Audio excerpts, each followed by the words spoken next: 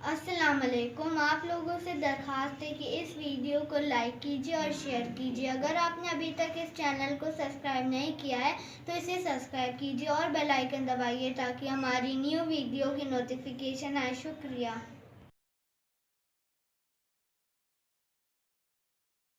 आले मोहम्मद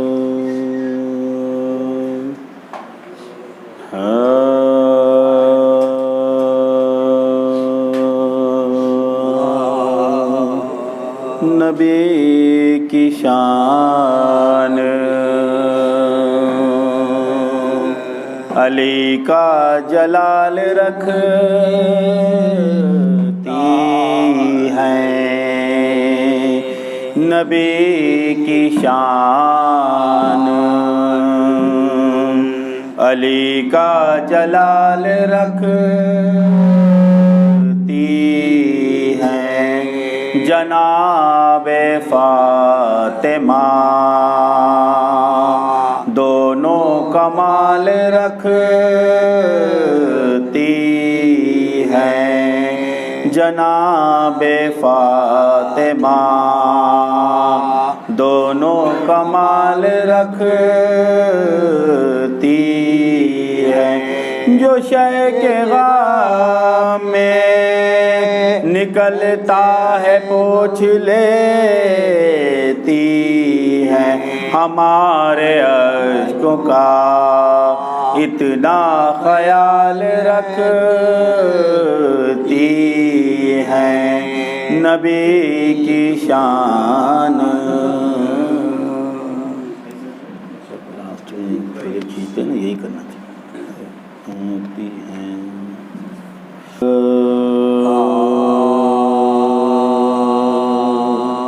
कादिर खुदा की ज़ात है, कुदरत हुसैन है। कादिर खुदा की ज़ात है, कुदरत हुसैन है। सारी हकीकतों की हकीकत हुसैन है। सारी हकीकतों की हकीकत हुसैन है। सजदे को तूल देके बताया रसूल ने। सजदे को तूल देके बताया रसूल ने। लोगों मेरी नमाज से अफजल हुसैन है। कादिर खुदा की ज़ात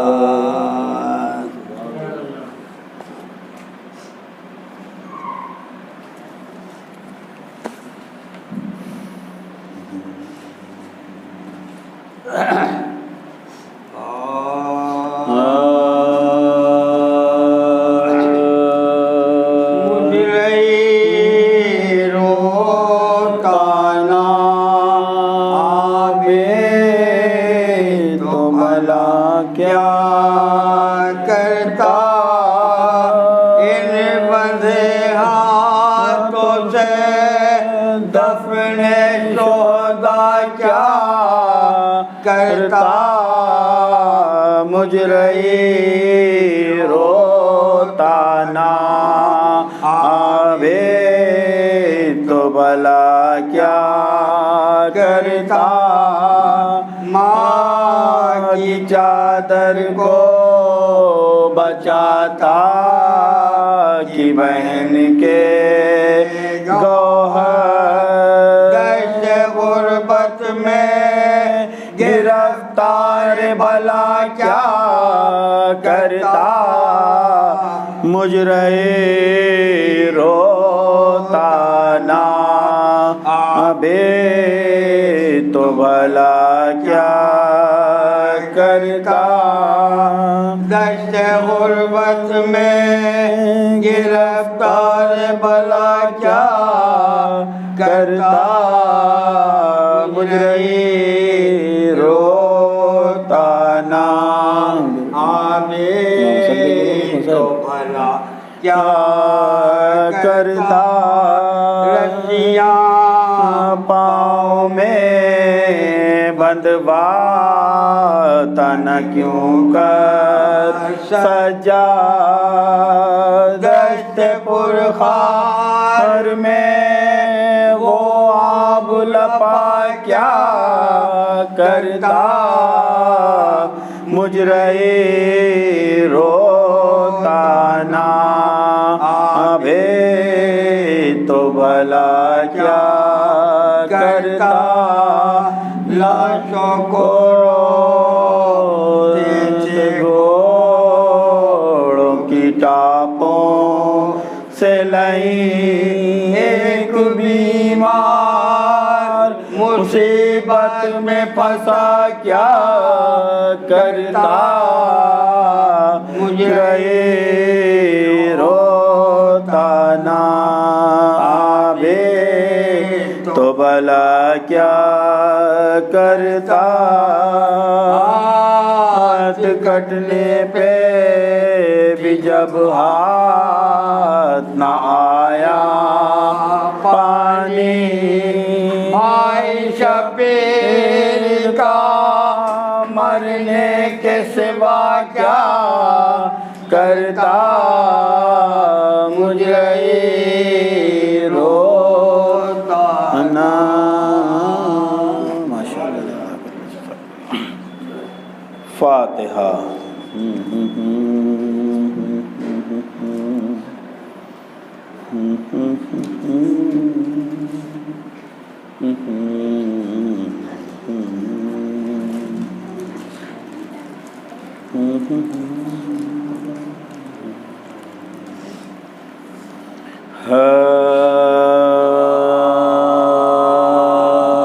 बाकी जो इस जहाँ में हुसैन हसन रहे, बाकी जो इस जहाँ में हुसैन हसन रहे, रोशन चिराग रहे गुजरे पंजतन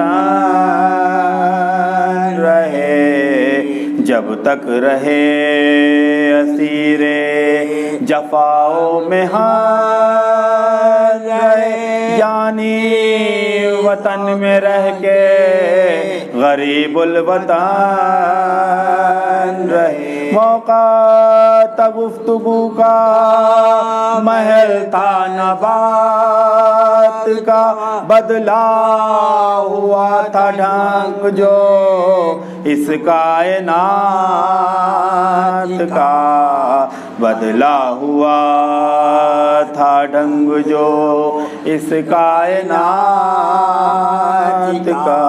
रंजो गमो बला में गिरफ्तार थे हुसैन, खुशनूदिए खुदा के तलबगार थे हसन, हर ताज़ा ज़ुल्म सहने पे तैयार थे हसन, बातिल शिकंते हक के तरफदार थे हसन, हर चंद दूर जुल्मों सितम का जफा का था, दिल मुतमईन बहुत था भरोसा खुदा का था, दिल मुतमईन बहुत था भरोसा खुदा का। शब में थी पानी पीने की आदत इमाम की, रखते थे सब जो दिल में अदावत इमाम की, हरदम खटकती रहती थी अजमत इमाम की। भाई किसी को भी ना शराफत इमाम, सबने बदी को कल्ब में मेहमान कर लिया, यानी तरीका कत्ल का आसान कर लिया, यानी तरीका कत्ल का आसान कर लिया। उस रात को भी नींद का टूटा जो सिलसिला, पानी ये कह के जहर मिलाया हुआ पिया। दिन जिंदगी के ख़त्म हैं, नज़दीक है क़ज़ा, भाई हुसैन तेरा मुहाफ़िज़ है खुदा। बिस्मिल जो इस्तिराब की हालत से हो गए टुकड़े, जिगर के ज़हर की शिद्दत से हो गए टुकड़े, जिगर के ज़हर की शिद्दत से हो गए। वह हसरता हसन्ना रहे क्या करे हुसैन, भाई को दफन किस तरह तन्हा करे हुसैन। जो काम है कई का अकेला करे हुसैन, आखिर कफन बनाए के गिरिया करे हुसैन।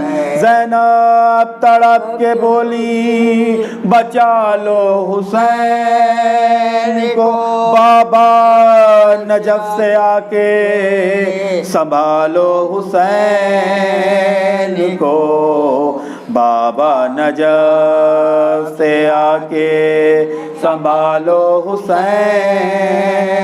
को। मैयत हसन की लेके हुए जब रवा हुसैन, हसरत से देखते थे सुए आसमां हुसैन, पाते न थे जो अपना कोई मेहरबान हुसैन।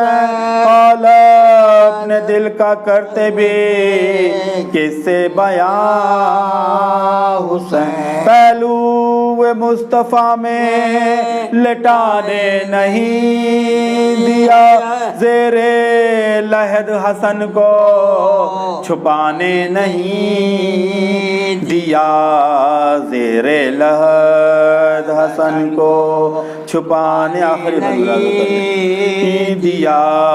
करता हूँ जब हसन के मसायब रक़ाम नसीब, ज़ारो क़तार रोता है मेरा कलम नसीब, पेशानी तो ज़रूर है सजदे में खाम नसीब, मैं शर्म में बख्शवाएगा शब्बर का गम नसीब। या रब जहाँ में मेरी खेती हरी रहे, हर तरह कामयाब मेरी जिंदगी। या रब जहाँ में मेरी खेती हरी रहे, हर तरह कामयाब मेरी जिंदगी रहे, बाकी जो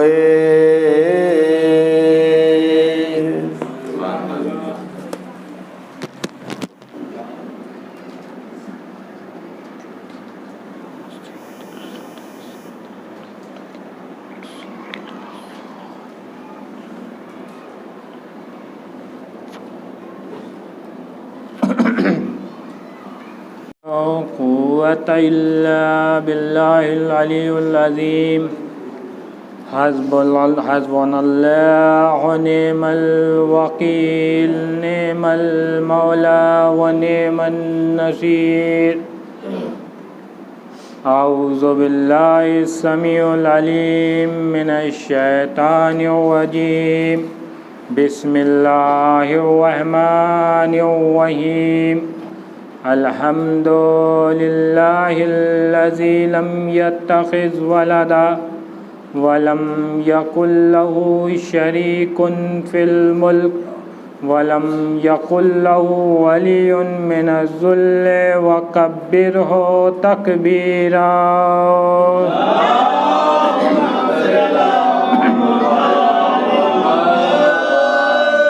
अस्सलातु वस्सलाम वत्तहिय्यतु वल इकराम अलल रसूलिल नबीइल उम्मीइल्लज़ी अरसलहु बिल हक्कि बशीरन व नज़ीरा व दाइन इलल्लाहि बिइज़्निही सिराजिम मुनीरा।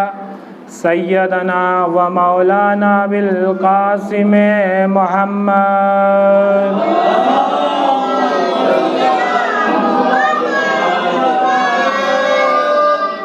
अहले बैतिही तय्यबीन अत्ताहिरीन अल-गुर्रिल मयामीन अल-मासूमीन अल्लज़ीना अज़हबुल्लाहि अन्हुमुर रिज्स व तह्हिरहुम तत्हीरा।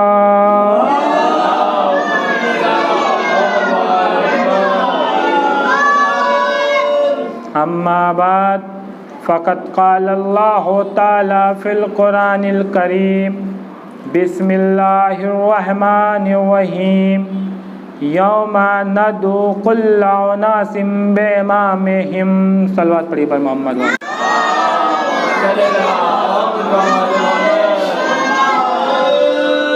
क़ब्ल की गुफ्तगू का आगाज़ किया जाए, आप हज़रात से गुज़ारिश है कि एक मरतबा सूरह अल-हम्द और 3 मरतबा सूरह इखलास की तिलावत करके शुरू आखिर में दुरूद का सहारा देके मरहूम तहज़ीबुल हसन इब्ने इक़बाल हुसैन और मरहूमा शहर बानो बिनते मेहदी हसन मरहूम की रूह को इसाल करें।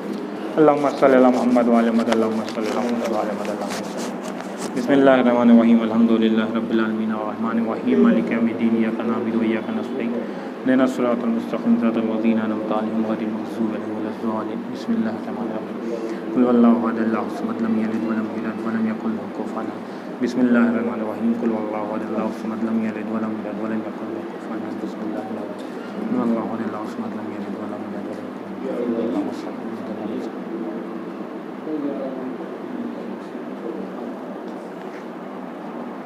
सलवात पढ़िए पर मोहम्मद व आले मोहम्मद।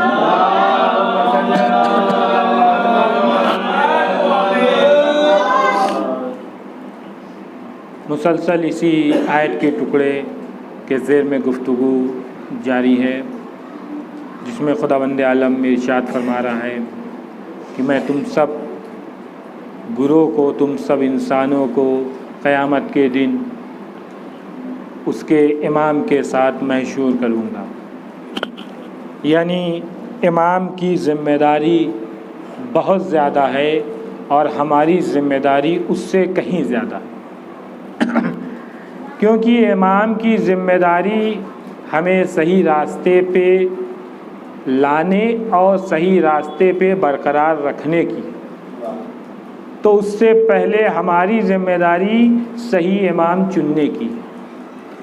इसलिए कि अगर हमने इमाम चुनने में रत्ती बराबर भी गलती कर दी तो हम सिरातल मुस्तकीम पे भटकते हुए नज़र आएंगे। और अगर हमने इसमें पूरी तौर से ईमानदारी रखी तो अब हम उम्मीद है कि सही रास्ते पे रहें। उम्मीद क्यों है? क्योंकि हमने इमाम तो चुन लिया और इमाम ने अपनी पूरी ज़िम्मेदारी से हमें सब कुछ बता दिया, सब कुछ हमारे हवाले कर दिया। लेकिन क्या ये काफ़ी है कि हम सही इमाम चुन ले और फिर इत्मीनान में बैठ जाए कि हमने सही इमाम चुन लिया? अब इसकी मिसाल ऐसी है कि कुछ वालिदैन अपने बच्चों के लिए सही स्कूल चुन ले और उसके बाद इत्मीनान से बैठ जाए और ये सोच ले कि मेरा बेटा अब एक बेहतरीन डॉक्टर बन जाएगा, बेहतरीन इंजीनियर बन जाएगा, बेहतरीन पोस्ट पे चला जाएगा। तो क्या ऐसा दुनिया में होता है कि कोई अच्छा स्कूल में एडमिशन कराने के बाद इत्मीनान से बैठ जाता है? कोई माँ बाप ऐसे है? कम से कम आज के दौर में तो नहीं। पहले के दौर में शायद ये था कि एक स्कूल में एडमिशन करा दिया। पहले तो ना कॉन्वेंट था, ना कोई सरकारी स्कूल, प्राइवेट स्कूल थे। वही सरकारी स्कूल, उसमें एडमिशन कराने के बाद माँ बाप इत्मीनान में हो जाते थे कि अब बेटा हमारा पढ़ेगा और तरक्की करेगा। लेकिन आज के दौर के माँ बाप जानते हैं कि फ़कत एडमिशन अच्छे स्कूल में करा देना काफ़ी नहीं, बल्कि उसके कामयाबी के लिए उस पे नज़र रखना बहुत ज़रूरी है कि गोया वो स्कूल जा रहा है कि नहीं जा रहा है, और उसके बाद जा रहा है तो जो टीचर उसको बता रहे हैं वो कैच कर रहा है कि नहीं, घर में आने के बाद वो होमवर्क कर रहा है कि नहीं। और उसके बाद भी यहाँ इनफ नहीं होता, बल्कि वो फिर उनकी तलाश आगे बढ़ती है। वो देखते हैं कि एक अच्छा ट्यूटर ढूंढे, अगर उनको मैथ पढ़ाना है तो शाकिर भाई को ढूंढे, कि एक अच्छे मैथमेटिक्स के टीचर को ढूंढे, तब वो उसमें कामयाबी मिलेगी उसको। अगर उसने ये काम ना किया तो बच्चे ऐसे ही होंगे कि बाहर टहलते हुए नजर आएंगे, और जब उनको कुछ बनना होगा तो वो रेस में सबसे पीछे नजर आएंगे। सलवात पढ़िए बर मोहम्मद वाले।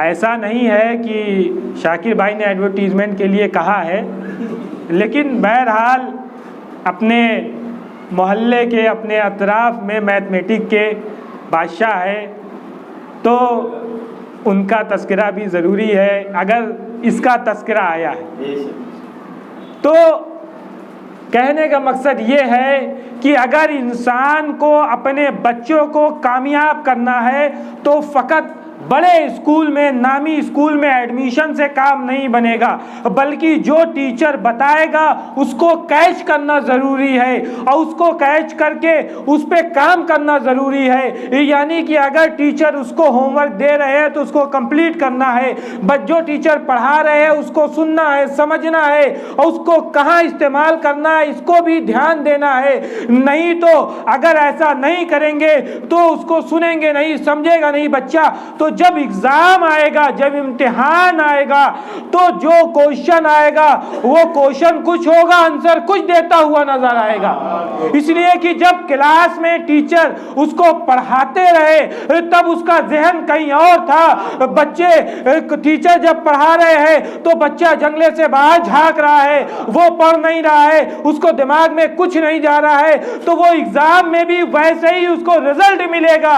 यही तो वजह है कि हमें एक इमाम चुन लेना अच्छा वो काफी नहीं है, बल्कि ये देखना जरूरी है कि इमाम ने हमें क्या बताया है, इमाम ने हमें क्या पढ़ाया है, इमाम ने हमें क्या सिखाया है, ये देखना जरूरी है। अब अगर इमाम के कहे पे हमने अमल कर लिया, जो इमाम ने कहा उसको हमने कर लिया, तब जब हमारा इम्तिहान होगा रोज़े महशर पे तो हम उसमें सबसे आगे नजर आएंगे। सलवात पढ़िए पर मोहम्मद वाले।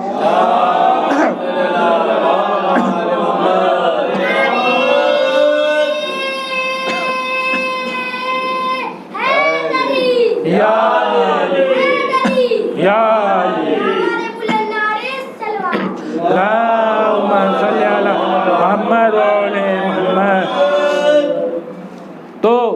हमारे लिए सबसे ज़्यादा ज़रूरी ये है कि जो इमाम ने कहा है उस पे हम अमल करें। इसलिए कि हम अपने को कहते हैं शिया, कि शिया के लिए इमाम ने फरमाया है कि जो शिया हमारा है हम उसकी बख्शिश करेंगे।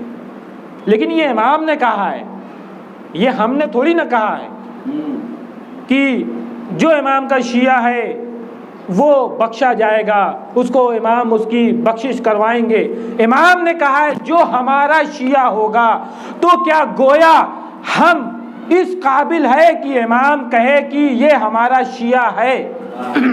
इसलिए कि हमारा कहना ये तो बड़ा आसान है कि हम इमाम के शिया है, लेकिन इमाम जब कह दे कि ये हमारा शिया है वो अहमियत रखता है। इमाम उसकी बख्शिश करेंगे जिसको इमाम कहेंगे कि ये मेरा शिया है। सलवात पढ़िए पर मोहम्मद वाल।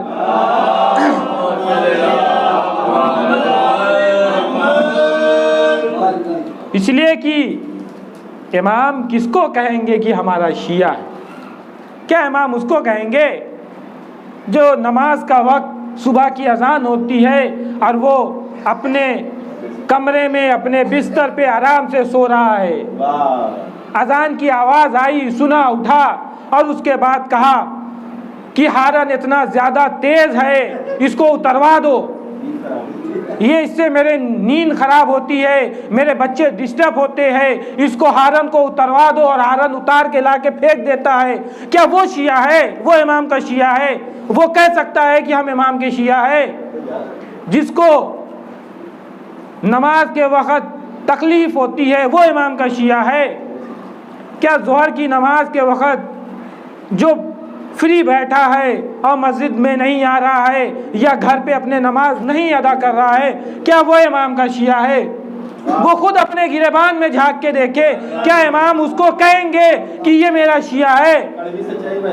जो मगरिबैन का वक्त है और दुकान पे खड़े होके चाय पी रहे हैं, इधर की बुराई उधर की बुराई कर रहे हैं, और नमाज का वक्त होता है और धीरे धीरे निकलता है और ऐसी तारीख ऐसी वक्त आ जाता है कि नमाज कज़ा हो गई और हम बाहर खड़े हैं, घर में आके बैठे बात कर रहे हैं, फिर सो गए, नमाज का कोई तज़किरा नहीं, क्या उसको इमाम कहेंगे कि ये मेरा शिया है?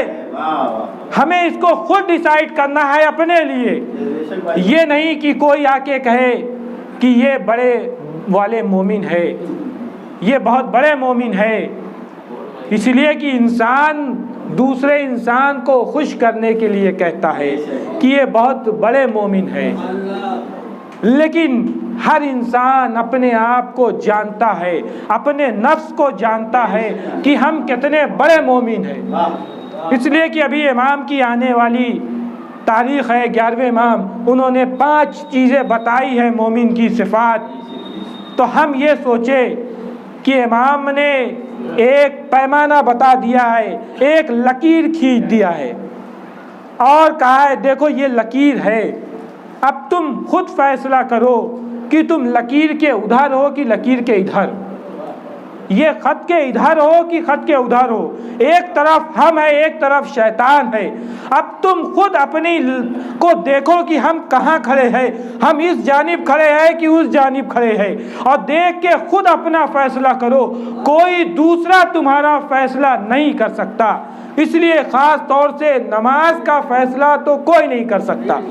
हम नहीं कह सकते कि अच्छन साहब ने नमाज पढ़ी है कि नहीं, हो सकता है कि वो वक्त निकाल के 1 मिनट के लिए जाके उन्होंने नमाज पढ़ लिया है, हमने नहीं देखा, तो हम ये नहीं कह सकते कि ये बेनमाजी है। अगर हमने तोहमत लगा दी तो हम गुनहगार हैं। सिर्फ एक गुनाह है वाहिद जिसको इंसान खुल के कह सकता है कि ये गुनहगार है, इसने गुनाह किया है।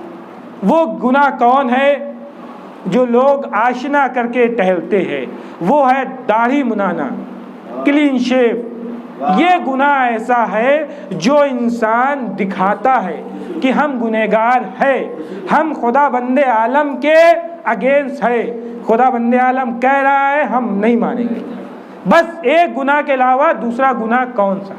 रोज़ा है नहीं रखते हैं, हम खा रहे हैं छुप के, तो ज़रूरी नहीं कि हम खुदा बंदे आलम की मुखालफत कर रहे हैं।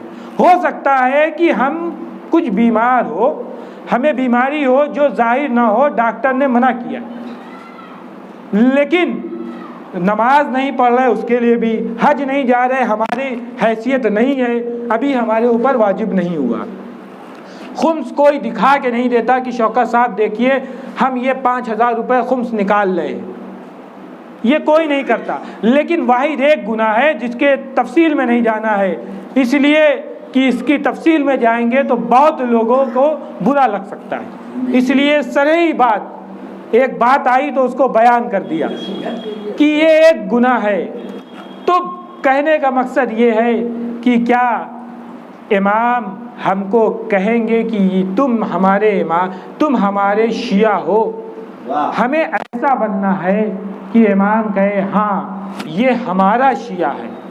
अगर हो सकता है कि कुछ गलती से अनजाने में इससे खता हो गई हो, इसलिए कि वो नमाज पढ़ता हो, लेकिन हम गारंटी नहीं ले सकते कि जो हमने अभी मगरिबैन की नमाज पढ़ी है वो कबूल हुई है।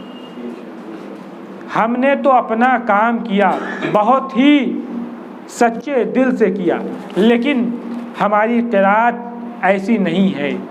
हो सकता है कि हमारा जहन कहीं और चला गया है, और आज के दौर में तो ये सीधी सी बात है, आम बात है कि नमाज पढ़ने खड़े हुए तो इधर का ख्याल उधर का ख्याल, अरे उसको पैसा देना है, उससे 5,000 लेना है, अब याद आ गया कि 7 बजने वाला है, 7 बजे हमें तकाजा करना है, तो मुन्ना भाई ने फटाफट नमाज 7 रकात मारी, किसी तरह से वक्त पूरा हो, बस 5 मिनट है, जल्दी से तकाजे पे चले जाए।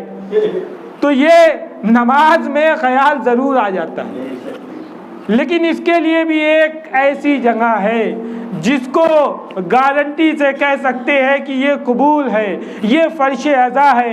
इसके लिए शहज़ादी कौनैन ने वादा किया है, अगर हम फर्श अज़ा पे आ जाते हैं तो जितनी देर फर्श अज़ा पे रहते हैं उतनी देर हम जन्नत में रहते हैं, और उतनी देर का सवाब हमारे नामे अमाल में लिखा जाता है। सलवात पढ़िए बर मोहम्मद वाले मोहम्मद।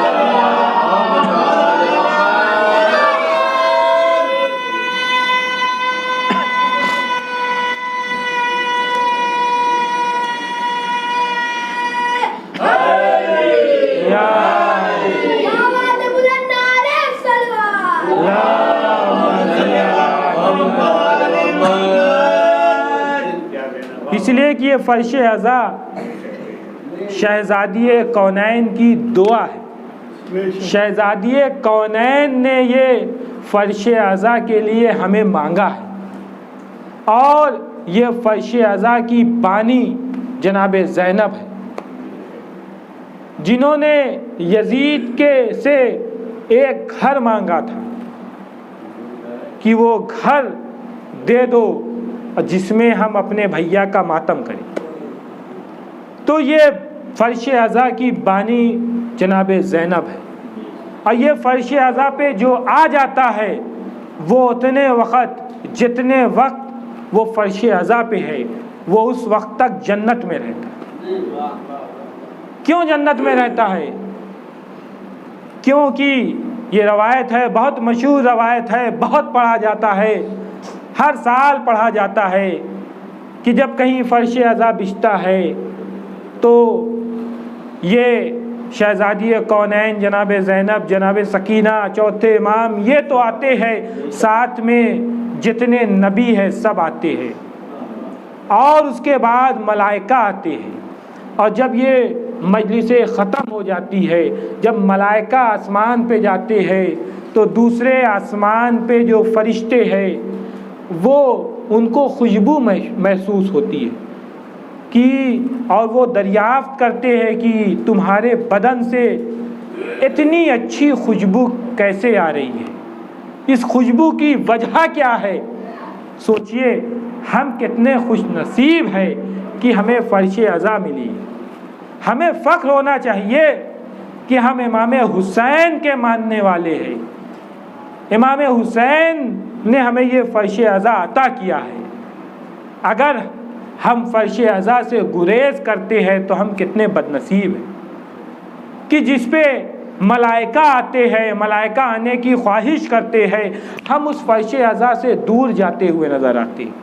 जब मलाइका पहुँचते हैं आसमान पे तो दूसरे मलाइका पूछते हैं कि ये खुशबू कहाँ से आ रही है, तो वो मलाइका फरमाते हैं कि एक ज़मीन में एक जगह फ़र्श अज़ा बिछा है, वहाँ मैं गया था इमाम हुसैन की मजलिस में और वहाँ से हम लौट रहे हैं, तो इनको भी इश्तियाक होता है कि हमें भी वहाँ चलना है। तो जब वो कहते हैं कि हमें भी जाना है तो ये फरिश्ते कहते हैं कि वो जगह ख़त्म, मजलिस ख़त्म हो गई है। तो कहते हैं फ़र्श अज़ा तो होगा। पता चलता है फ़र्श अज़ा भी उड़ गया। कहते वो जगह तो है, उस जगह पे मुझे ले चलो जिस जगह पे फ़र्श अज़ा बिछी हुई थी। तो यानी इससे पता चलता है कि ये मासूम फरिश्ते भी फ़र्श अज़ा पे आने की कितना ख्वाहिश रखते हैं, और फ़र्श अज़ा नहीं है, उड़ गया है, तो जहाँ बिछा है वहाँ पे भी आने पे अपने को शर्म महसूस करते हैं कि उस जगह पे आ जाए तो हम ऐसे हो जाएंगे कि हमारे बदन से खुशबू आएगी। सलवात पढ़िए पर मोहम्मद व आले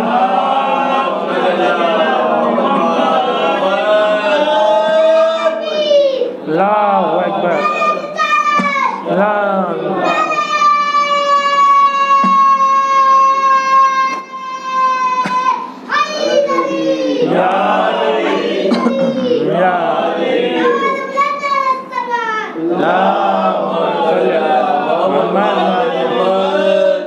तो ये हम बिजनेस कर रहे हैं खुदा बंदे आलम से कि हम कमाई कर रहे हैं, जितना कमा लेंगे अपना वक्त देंगे उधर से जन्नत खरीदेंगे।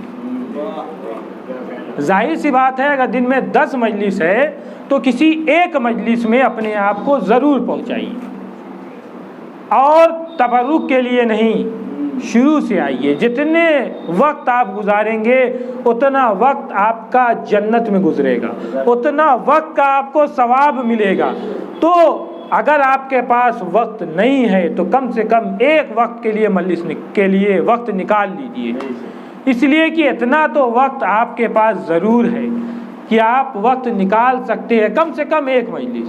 नहीं कहते कि 10 मजलिस है तो 10 में पहुँचिए, नहीं। अभी शाकिर भाई 5:30 बजे आए स्कूल से, 6 बजे अज़ान, पौने 6 बजे अज़ान होती है, 6:50 पे अज़ान दिए, उसके बाद मस्जिद में है, 6:30 बजे, पौने 7 बजे मजलिस हो रही है, 8 बजे तक है। तो जाहिर सी बात है जो सुबह में 7 बजे 8 बजे गया है वो हर मजलिस रेगुलर नहीं कर सकता, तो कम से कम एक मजलिस तो कर ही सकता है। इंसान ने एक मजलिस करके बता दिया कि हम इमाम हुसैन के चाहने वाले हैं, हम इमाम हुसैन के लिए अपने कीमती वक्त में से वक्त निकाल रहे हैं।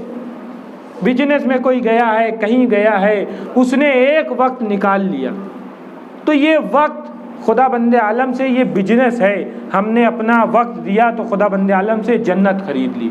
दुनिया के लिए हम, अगर हमें 1 किलो आलू लेना है तो हम सब्ज़ी मंडी तक जाते हैं कि यहाँ 11 रुपये है तो वहाँ 10 रुपये में मिलेगा। हम 1 रुपये के लिए हम इतनी दूर जा रहे हैं, 15 मिनट ज़्यादा दे रहे हैं, पेट्रोल का दाम दे रहे हैं, 1 रुपये बचाने के लिए 2 रुपये का पेट्रोल फूंक के जा रहे हैं, तो वहाँ हमारा लॉस है, लेकिन हमारे जहन में है कि हमारा फ़ायदा है।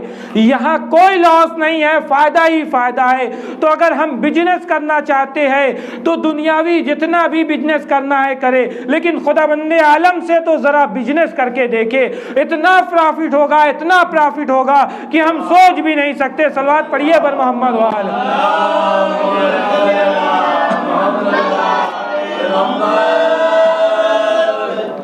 अब बिजनेस पे एक वाक़या है, लेकिन वो इसके बाद की मजलिस इमाम बारगाह में जो होगी काजी साहब में, उसमें इस वाक़े को यहाँ से ये गुफ्तगू वहाँ जोड़ेंगे।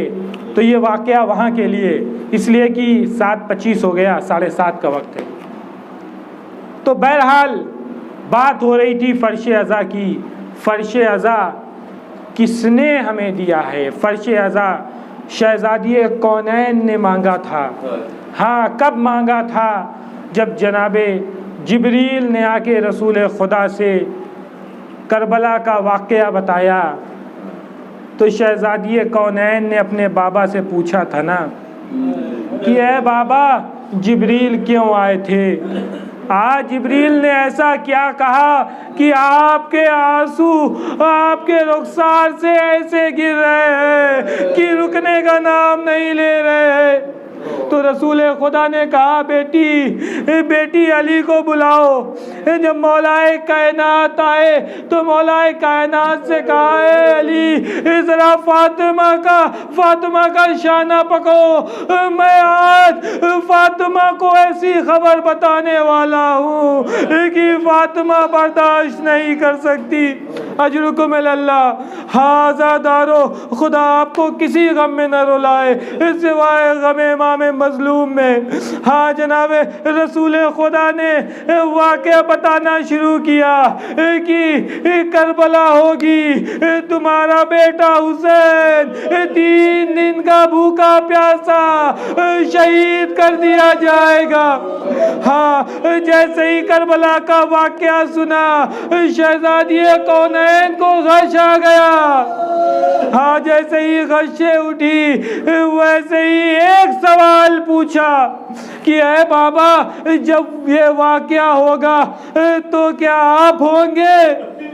रसूल खुदा ने कहा, नहीं मेरी बेटी, मैं नहीं होऊंगा। फरमाया क्या अली होंगे? कहा नहीं, अली नहीं होंगे। अरे फरमाया क्या मैं होंगी?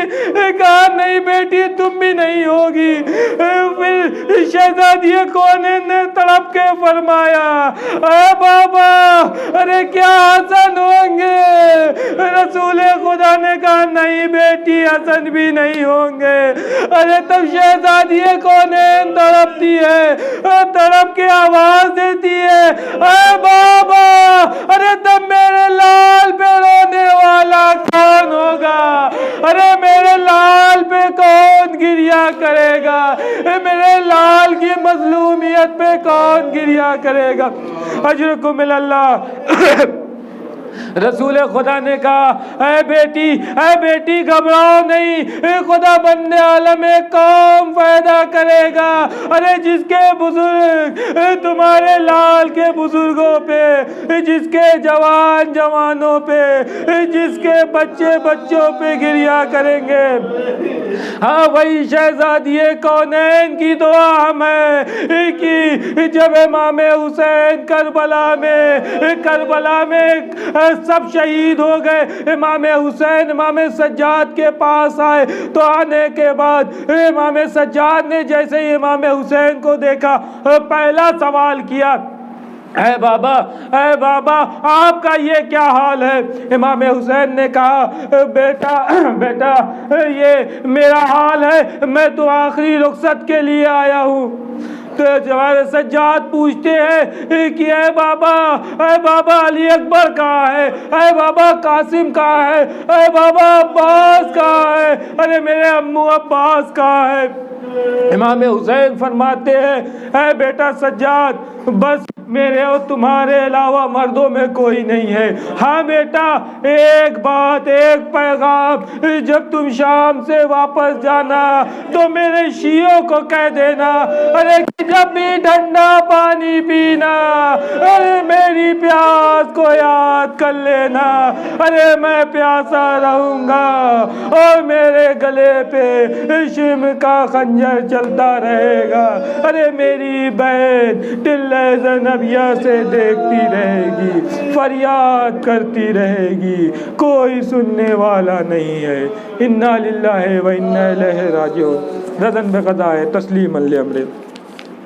आप हज़रत से गुजारिश है कि एक मरतबा सूरह फातिहा और 3 मरतबा सूरह इखलास की तिलावत करके मरहूम सैयद तहज़ीबुल हसन इब्न इकबाल हुसैन, मरहूमा शहर बानो बिनते मेहदी हसन मरहूम की रूह को ईसान। अल्लाहुम्मा सल्ली अला मुहम्मद व आले मुहम्मद, अल्लाहुम्मा सल्ली अला मुहम्मद व आले मुहम्मद। बिस्मिल्लाहिर्रहमानिर्रहीम, अल्हम्दुलिल्लाहि रब्बिल आलमीन, अर्रहमानिर रहीम। अम्मू मेरे अम्मू अम्मू मेरे अम्मू अम्मू मेरे अम्मू अम्मू मेरे अम्मू अम्मू मेरे अम्मू अम्मू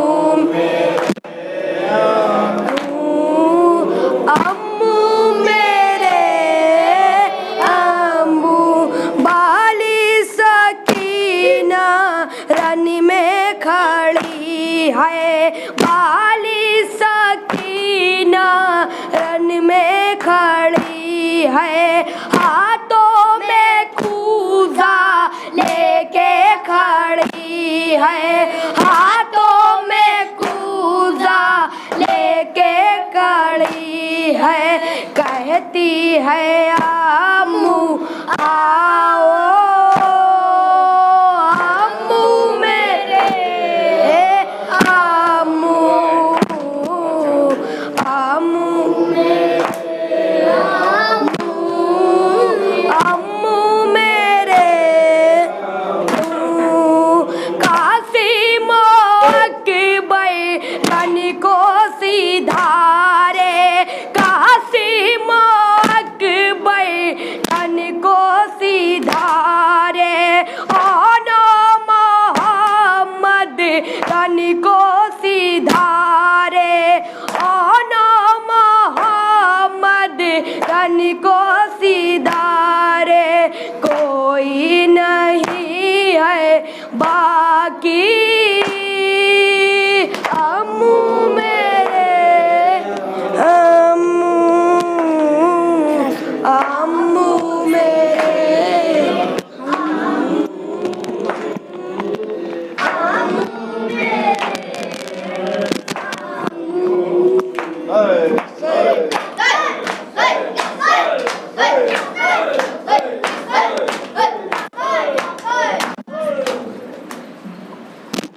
अस्सलामु अलैका या अब्दुल्लाह अस्सलामु अलैका या इब्न रसूलिल्लाह अस्सलामु अलैका या